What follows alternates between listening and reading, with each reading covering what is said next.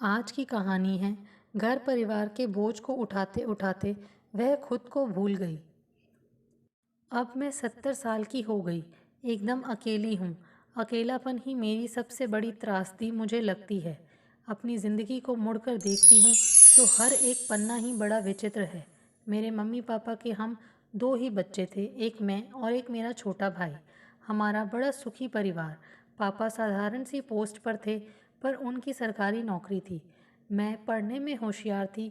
मुझे पापा डॉक्टर बनाना चाहते थे और मैं भी यही चाहती थी। मैंने मेहनत भी की और उस ज़माने में इतना कंपटीशन भी नहीं था, अतः मेरा सिलेक्शन इसी शहर में मेडिकल में हो गया।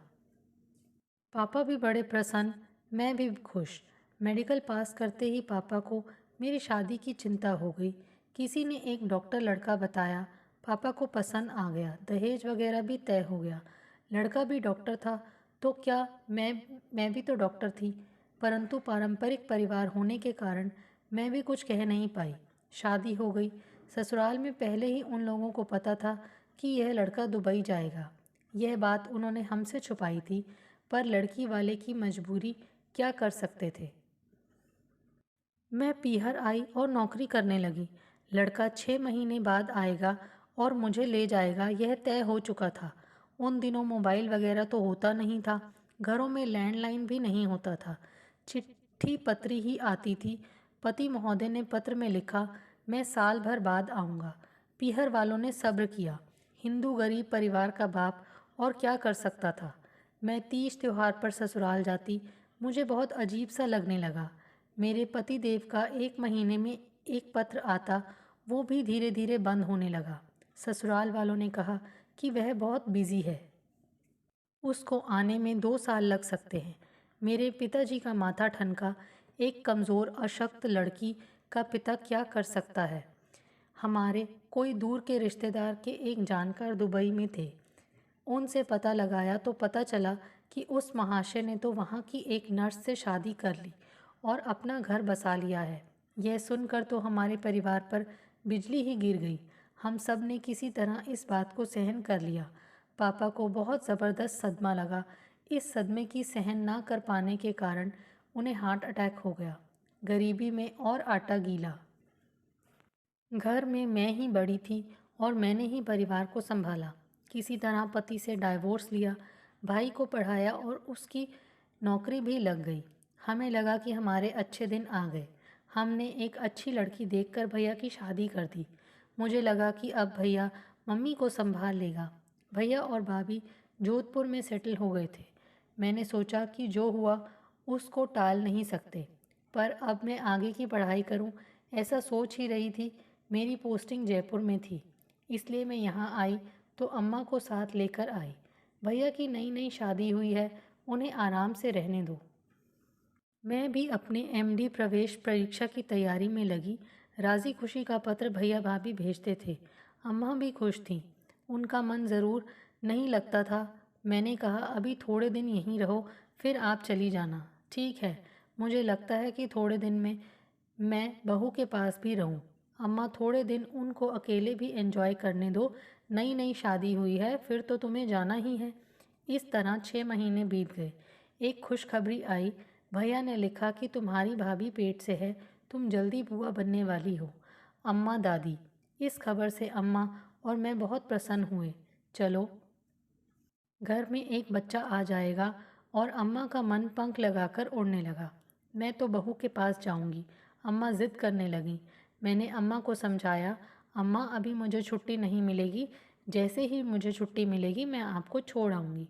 भैया को हम बुलाएंगे तो भाभी अकेली रहेंगी। इस समय यह ठीक नहीं है। वे भी मान गई। हमें क्या पता था कि हमारी ज़िंदगी में एक बहुत बड़ा भूचाल आने वाला है। मैंने तो अपने स्टाफ के सदस्यों और अड़ोसी पड़ोसी को मिठाई मंगाकर खिलाई। अम्मा ने पास के मंदिर में जाकर प्रसाद भी चढ़ाया। परंतु एक बड़ा वज्रपात 1 महीने के अंदर ही हुआ। हमारे पड़ोस में एक इंजीनियर रहते थे। उनके घर रात 10 बजे एक ट्रंक कॉल आया। मुझे बुलाया। जाते ही खबर को सुनकर रोते रोते मेरा बुरा हाल था। मेरे भाई का एक्सीडेंट हो गया। वह बहुत सीरियस था और अस्पताल में भर्ती था। अम्मा बार बार पूछ रही थी कि क्या बात है, पर मैं उन्हें बता नहीं पाई। यदि बता देती तो जोधपुर तक उन्हें ले जाना ही मुश्किल था। पड़ोसियों ने भी मना किया कि आप अम्मा को मत बताइए। अम्मा को मैंने कहा कि भाभी को देखने चलते हैं। अम्मा ने पूछा, अचानक ही क्यों सोचा तुमने? क्या बात हुई?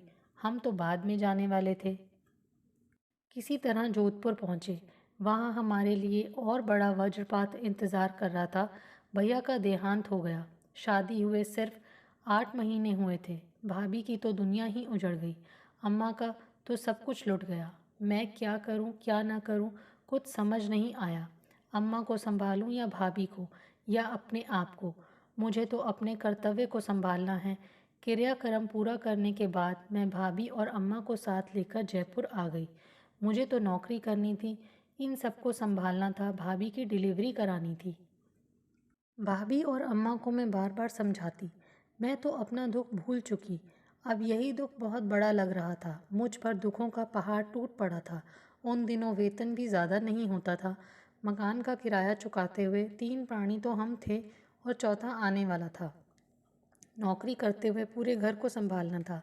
अम्मा भी एक के बाद एक सदमा लगने से बीमार रहने लगी। उनकी दवाई का खर्चा भी मुझे ही उठाना था।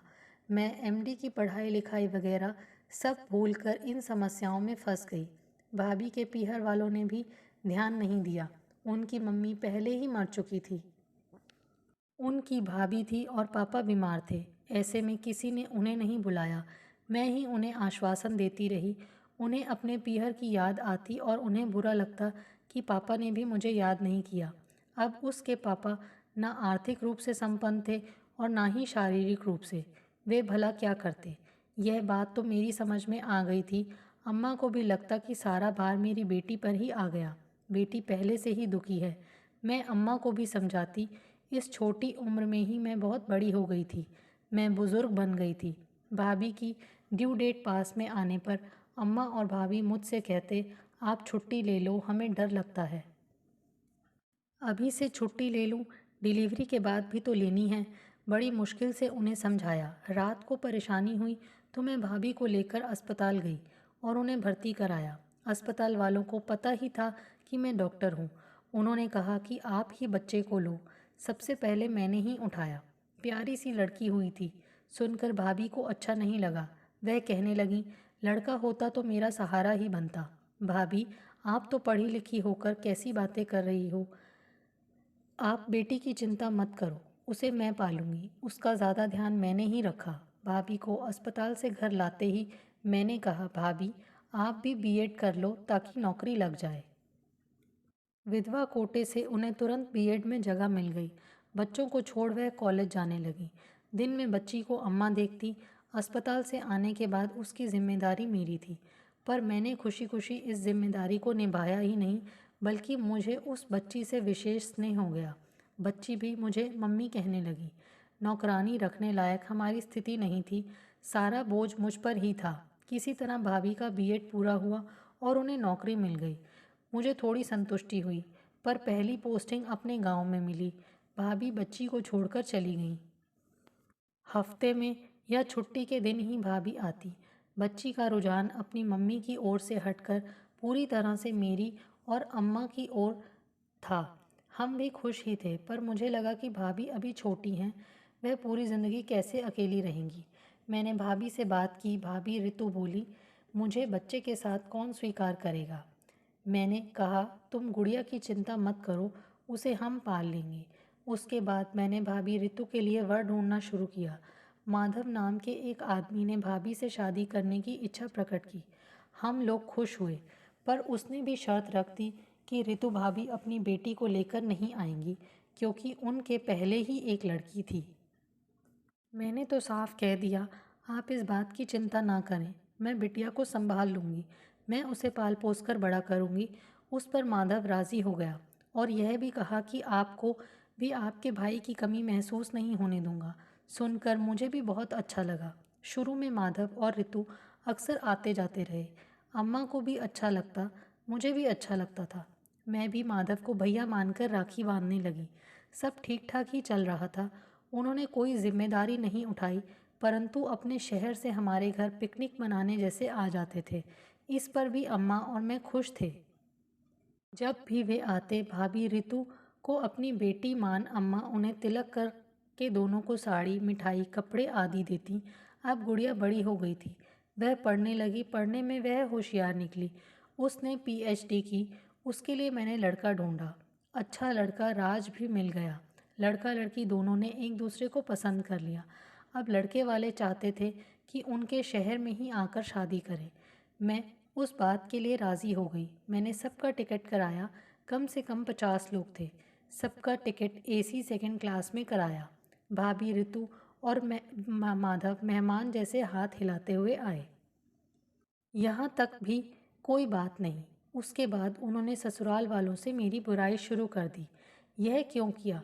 मेरी समझ के बाहर की बात है। अम्मा को यह बात बिल्कुल सहन नहीं हुई। मैंने तो ज़िंदगी में सिवाय दुख के कुछ ही देखा ही नहीं। किसी ने मुझसे प्रेम के 2 शब्द नहीं बोले और ना ही किसी ने मुझे कोई आर्थिक सहायता दी। मुझे लगा मुझे सबको देने के लिए ही ऊपर वाले ने पैदा किया है, लेने के लिए नहीं। पेड़ सबको फल देता है, वह स्वयं नहीं खाता। मुझे भी पेड़ बनाने के बदले ऊपर वाले ने मनुष्य रूपी पेड़ का रूप दे दिया लगता है। मुझे भी लगने लगा कि देने में ही सुख है, खुशी है, संतुष्टि है। लेने में क्या रखा है? मैंने भी अपना ध्यान भक्ति की ओर मोड़ लिया। अस्पताल जाना, मंदिर जाना, बाजार से सौदा लाना वगैरह। गुड़िया की ससुराल तो उत्तर प्रदेश में थी, परंतु दामाद राज की पोस्टिंग चेन्नई में थी। शादी के बाद 3 महीने तक गुड़िया नहीं आई। चिट्ठी पत्री बार बार आती रही। अब तो घर में फ़ोन भी लग गया था। फ़ोन पर भी बात हो जाती।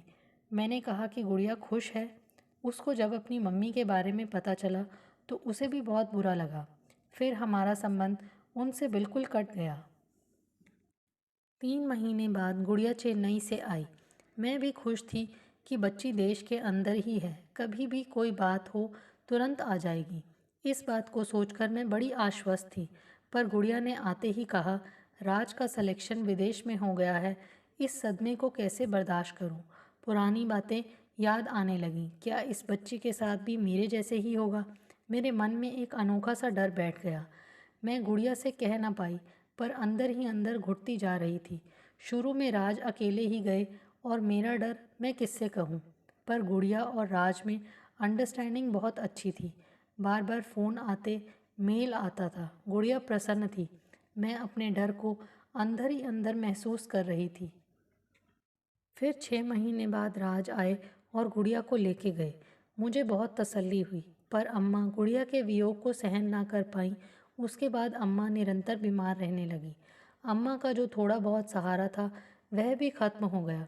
उनकी देखभाल का भार और बढ़ गया। 1 साल बाद फिर गुड़िया आई। तब वह 2 महीने की प्रेग्नेंट थी। राज ने फिर अपनी नौकरी बदल ली। अब कनाडा से अरब कंट्री में चला गया। वहाँ राज सिर्फ साल भर के लिए कॉन्ट्रैक्ट में गया था। अब तो गुड़िया को ले जाने का प्रश्न ही नहीं था। गुड़िया प्रेग्नेंट थी। क्या आप मेरी स्थिति को समझ सकेंगे? मैं कितने मानसिक तनावों से गुजर रही थी, इसकी कल्पना भी कोई नहीं कर सकता। मैं किससे कहती? अम्मा समझने लायक स्थिति में नहीं थी। गुड़िया को कहकर उसे परेशान नहीं करना चाहती थी। इस समय वैसे ही वह प्रेग्नेंट थी, उसे परेशान करना तो पाप है। गुड़िया इन सब बातों से अनजान थी। डॉक्टर ने गुड़िया को बेड रेस्ट के लिए कह दिया था, अतः वह ससुराल भी जा नहीं सकती थी। उसकी सास ननद आकर कभी उसको देख कर जाते। उनके आने से मेरी परेशानी ही बढ़ती। पर मैं क्या करूं? अपनी समस्या को कैसे बताऊं? गुड़िया की मम्मी ने तो पहले ही अपना पल्ला झाड़ लिया था। मैं जिम्मेदारी से भागना नहीं चाहती थी, परंतु विभिन्न प्रकार की आशंकाओं से मैं घिरी हुई थी। मैंने कभी कोई खुशी की बात तो नहीं देखी, हमेशा ही मेरे साथ धोखा ही होता रहा। मुझे लगने लगा कि मेरी काली छाया मेरी गुड़िया पर ना पड़े, पर मैं इसे किसी को कह भी नहीं सकती। अंदर ही अंदर मैं परेशान हो रही थी।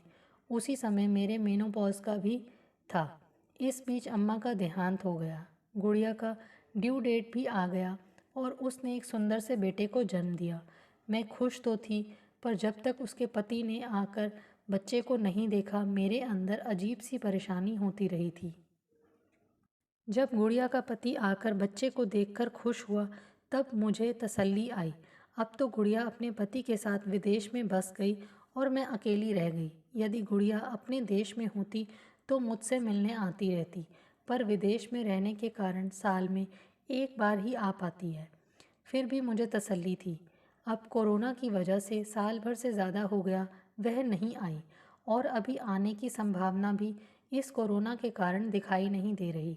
पर मैंने एक लड़की को पढ़ा लिखा कर उसकी शादी कर दी, भाभी की भी शादी कर दी, यह तसल्ली मुझे है।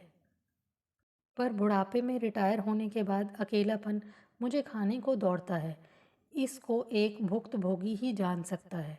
अब आप ही बताइए कि मेरी क्या गलती थी जो पूरी ज़िंदगी में मैंने इतनी तकलीफ़ पाई।